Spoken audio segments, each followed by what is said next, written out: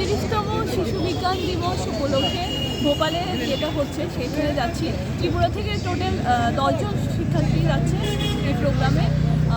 এটা ভোপালের 3 থেকে 6 জানুয়ারি অবধি অনুষ্ঠিত হবে। আর আমরা 10 জন স্টুডেন্ট আর গাইড টিচার 4জন গাইড টিচার যাচ্ছে।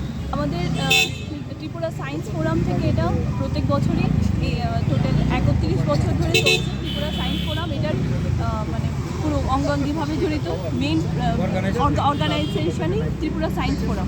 শিশু বিজ্ঞান কংগ্রেস 31তম জাতীয় শিশু বিজ্ঞান কংগ্রেস 2025 সালের জানুয়ারি মাসের 3 থেকে 6 তারিখ অনুষ্ঠিত হবে ভোপালে। আমাদের ত্রিপুরার 10 জন ছাত্রছাত্রী এতে অংশ নেবে।